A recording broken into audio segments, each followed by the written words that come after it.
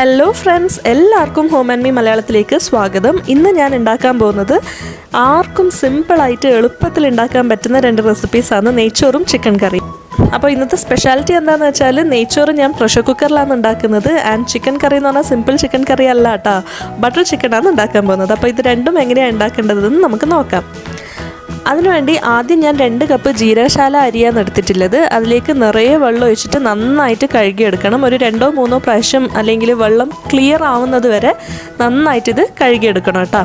എന്നിട്ടാകുമ്പോൾ ഞാൻ ആ അരി ഒരു സ്ട്രെയിനറിലേക്ക് മാറ്റി വെച്ചിട്ടുണ്ട്, വെള്ളമെല്ലാം കംപ്ലീറ്റ്ലി പോകാനായിട്ട്. അപ്പോൾ ഇതേ റെസിപ്പി നിങ്ങൾ ബസ്മതി അരി വെച്ചിട്ടും ഉണ്ടാക്കാം. പക്ഷേ ബസ്മതി അരിയാണ് യൂസ് ചെയ്യുന്നതെങ്കിൽ ഒരു ഹാഫ് ആൻ അവർ നമുക്ക് കുതിർത്ത് വെക്കണം. അപ്പോൾ ആ സമയത്ത് നമുക്ക് ചിക്കൻ മാരിനേറ്റ് ചെയ്യാനില്ല, അതിൻ്റെ മാരിനേഡ് തയ്യാറാക്കാം. അതിനുവേണ്ടി ഒരു ബൗളിലേക്ക് 1/2 ടീസ്പൂൺ മഞ്ഞൾപ്പൊടി ചേർക്കുന്നുണ്ട്, പിന്നെ ഒരു 2 ടീസ്പൂൺ കാശ്മീരി മുളക് പൊടി, പിന്നെ ഒരു 1/2 ടീസ്പൂൺ ഉപ്പും കൂടി ചേർക്കുന്നുണ്ട്. പിന്നെ ഇതിലേക്ക് ചേർക്കേണ്ടത് 2 ടീസ്പൂൺ ഇഞ്ചിൻ്റെയും വെളുത്തുള്ളിൻ്റെയും പേസ്റ്റാണ് കേട്ടോ. അപ്പോൾ ഇതിൽ മറ്റേ സാധാരണ മുളക് പൊടി ചേർക്കുന്നതിനെക്കാട്ടിലും കാശ്മീരി മുളക് പൊടി ചേർക്കുന്നതാണ് നല്ലത്. കാരണം പിന്നെ ഇതിൽ അധികം എരിവില്ലാത്ത ഒരു കറിയാണ് ബട്ടർ ചിക്കൻ. അപ്പോൾ അതിന് വേണ്ടിയിട്ട് കേട്ടോ. ഞാൻ എന്നിട്ട് ഇതിലേക്ക് ഒരു ടേബിൾ സ്പൂൺ വെള്ളം ഒഴിച്ചിട്ട് ഇത് നന്നായിട്ട് മിക്സ് ചെയ്തെടുക്കുന്നുണ്ട്. ഒരു തിക്ക് പേസ്റ്റ് ആയി കഴിഞ്ഞിട്ടാകുമ്പോൾ ഞാൻ 1/2 കിലോ ചിക്കൻ ഇതിലേക്ക് ഇട്ടിട്ട് ചിക്കനിലേക്ക് ഈ മസാല മൊത്തം നന്നായിട്ട് പരട്ടി വെക്കുന്നുണ്ട് കേട്ടോ.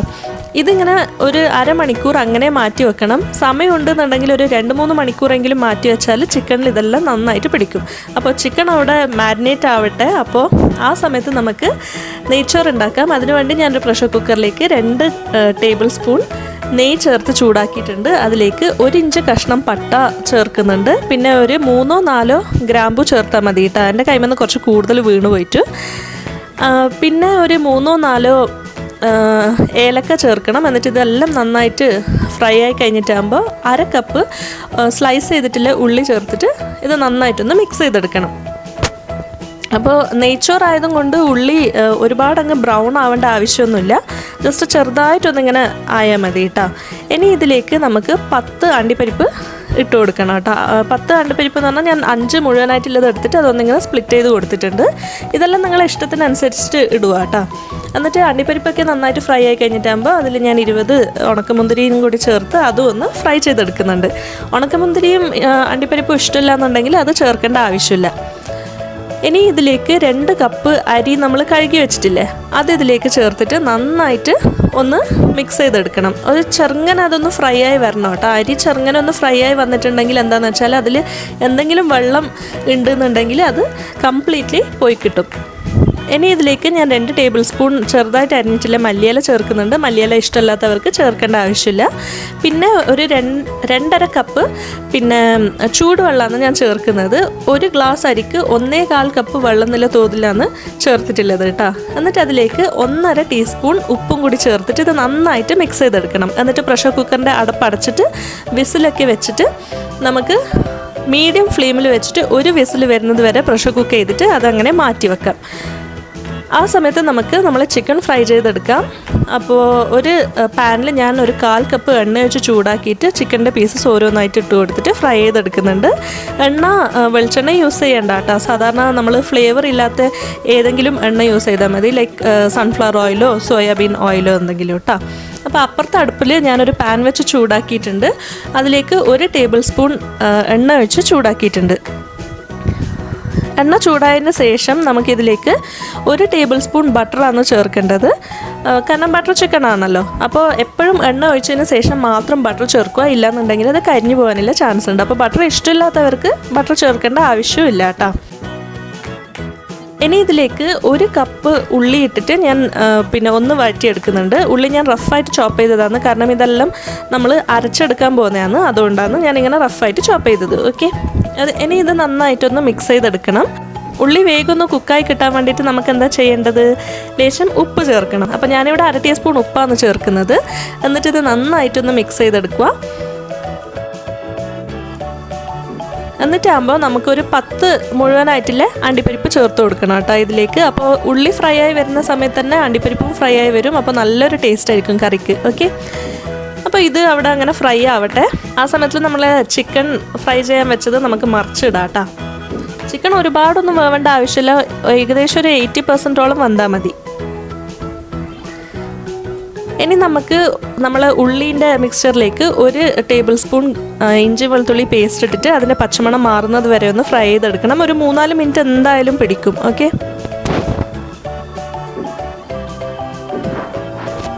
ഇതിവിടെ ആവുന്ന സമയത്ത് നമുക്ക് നമ്മളെ ചിക്കൻ്റെ അവസ്ഥ എന്തെന്നാണെന്ന് നോക്കാം. അപ്പോൾ ചിക്കനൊക്കെ നന്നായിട്ട് ഫ്രൈ ആയി വന്നിട്ടുണ്ട്. അപ്പോൾ ഞാനൊരു ടിഷ്യൂ വിരിച്ച ബൗളിലേക്ക് അത് മാറ്റുന്നുണ്ട്. ഇതേപോലെ തന്നെ സെക്കൻഡ് ബാച്ചും ഞാനിങ്ങനെ ഫ്രൈ ചെയ്തെടുക്കാൻ പോകുന്നതാണ്. ബോൺലെസ് ചിക്കൻ എടുത്താലും കുഴപ്പമൊന്നുമില്ല കേട്ടോ.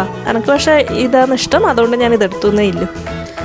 അപ്പോൾ ആ സമയത്തിൽ നമ്മൾ ഇഞ്ചി വെളുത്തുള്ളി പേസ്റ്റ് നന്നായിട്ട് കുക്കായിന്. എന്നിട്ടാകുമ്പോൾ ഞാൻ ഒരു 1/4 കപ്പ് തക്കാളി റഫായിട്ട് ചോപ്പ് ചെയ്തിട്ടുള്ളത് ചേർത്ത് കൊടുക്കുന്നുണ്ട്. ഇത് അധികം പുളിയില്ലാത്ത തക്കാളിയാണ് ഏറ്റവും നല്ലത്. പുളിയില്ല തക്കാളിയാണെങ്കിൽ ലേശം കുറവ് ചേർത്താൽ മതി കേട്ടോ, കാരണം ഈ കറിക്ക് ഒരുപാട് പുളിയൊന്നും ആവശ്യമില്ല. പിന്നെ ഇതിലേക്ക് ഞാൻ 2 ടീസ്പൂൺ കാശ്മീരി മുളക് പൊടി ചേർക്കുന്നുണ്ട്, കാരണം നല്ലൊരു കളറ് കിട്ടും. ബട്ടർ ചിക്കൻ നിങ്ങളിപ്പോൾ റെസ്റ്റോറൻറ്റിൽ നിന്ന് കഴിക്കുന്നതാണെങ്കിൽ നിങ്ങൾക്ക് അറിയാൻ പറ്റും, പിന്നെ നല്ലൊരു ഓറഞ്ച് കളറാണ് അതിന്. അപ്പോൾ പിന്നെ ആ ഒരു കളർ കിട്ടാൻ വേണ്ടിയിട്ടാണ് ഞാൻ കാശ്മീരി മുളക് പൊടി ചേർത്തിട്ടുള്ളത്. അപ്പോൾ ഇതൊന്നും കരിഞ്ഞു പോകാതിരിക്കാൻ വേണ്ടിയിട്ട് ഞാൻ 2 ടേബിൾ സ്പൂൺ വെള്ളവും കൂടി ചേർത്ത് നന്നായിട്ടൊന്ന് മിക്സ് ചെയ്തിട്ട് തക്കാളി വെന്ത് ഉടയുന്നത് വരെ ഞാൻ കുക്ക് ചെയ്തിട്ടുണ്ട്. അതിന് ശേഷം ഞാനിതിൽ ചേർക്കുന്നത് 2 ടേബിൾ സ്പൂൺ ടൊമാറ്റോ കെച്ചപ്പാണ്. കാരണം പക്ക റെസ്റ്റോറൻറ്റ് സ്റ്റൈലിലെ പിന്നെ ബട്ടർ ചിക്കൻ കിട്ടണമെന്നുണ്ടെങ്കിൽ ഡെഫിനറ്റ്ലി ഇത് ചേർത്തേ പറ്റൂ. എന്നിട്ട് ഇത് നന്നായിട്ട് മിക്സ് ചെയ്തെടുക്കുക.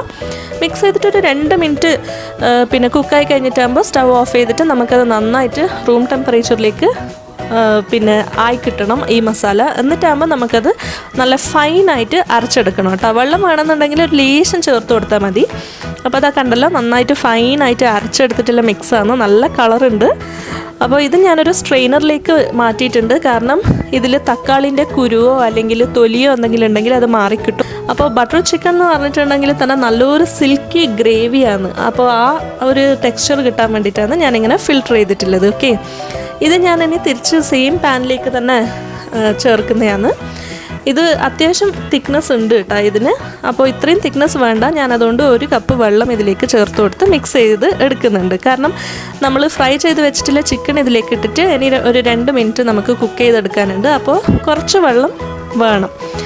അപ്പോൾ ഒരു 20% ഇനി ചിക്കൻ കുക്കാവാനില്ലോ, അത് ഇതിൽ കിടന്ന് കുക്കാവട്ടെ. നമുക്കിത് അടച്ച് വെച്ച് വേവിച്ചെടുക്കാം, തിളപ്പിച്ചെടുക്കാം ആക്ച്വലി. ഓക്കെ, അടച്ച് വെച്ച് തിളപ്പിച്ചെടുക്കാം.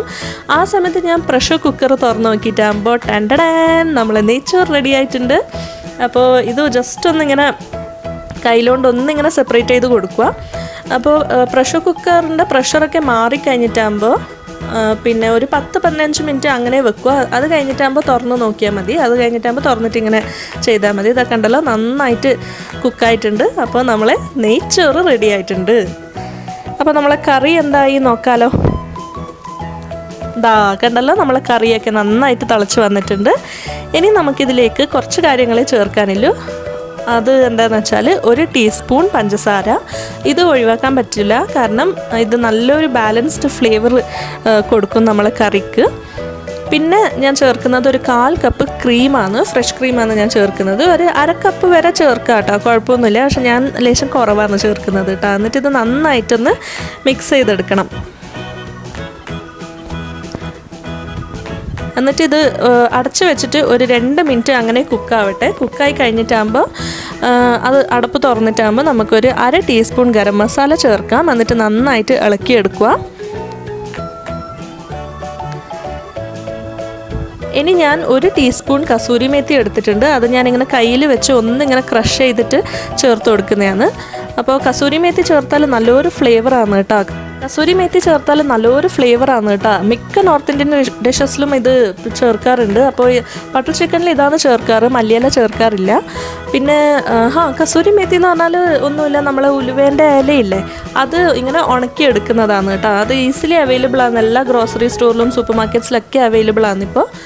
അപ്പോൾ നല്ലൊരു ഫ്ലേവറാണ്. ഇത് നന്നായിട്ട് മിക്സ് ചെയ്തിട്ട് സ്റ്റവ് ഓഫ് ചെയ്തിട്ട് ചൂടോടെ സെർവ് ചെയ്യുക. ഇതിൻ്റെ ബെസ്റ്റ് കോമ്പിനേഷൻ എന്ന് പറഞ്ഞിട്ടുണ്ടെങ്കിൽ നാനാണ്. നാൻ്റെ റെസിപ്പി ഞാൻ വേറൊരു ദിവസം കാണിച്ചു തരാം കേട്ടോ. അപ്പോൾ ഈ കോമ്പിനേഷനും അടിപൊളിയാണ്. നിങ്ങൾ ഒരു പ്രാവശ്യമെങ്കിലും ഇത് ട്രൈ ചെയ്ത് നോക്കണം. എളുപ്പത്തിൽ ഉണ്ടാക്കാൻ പറ്റും. ഇത് രണ്ടും കൂടി അപ്പുറം ഇപ്പുറം വെച്ച് ഉണ്ടാക്കുമ്പോഴത്തേക്ക് എനിക്ക് ആകെ പിന്നെ 50 മിനിറ്റ്സ് മാത്രമേ എടുത്തിട്ടുണ്ടായിരുന്നുള്ളൂ. അത് ഈ ഷൂട്ട് ചെയ്യുന്നത് കാരണം കേട്ടോ. അപ്പോൾ എല്ലാവരും ഈ റെസിപ്പി ട്രൈ ചെയ്ത് നോക്കുമെന്ന് വിചാരിക്കുന്നു. ആദ്യമായിട്ടാണ് ചാനൽ കാണുന്നതെങ്കിൽ സബ്സ്ക്രൈബ് ചെയ്യുക. സബ്സ്ക്രൈബിൻ്റെ അടുത്തിൽ കുഞ്ഞ് ബെല്ലൈക്കൺ ക്ലിക്ക് ചെയ്യുക. അപ്പോൾ നമുക്ക് അടുത്ത വീഡിയോ ആയിട്ട് കാണാം. അതുവരെ ബൈ ബൈ.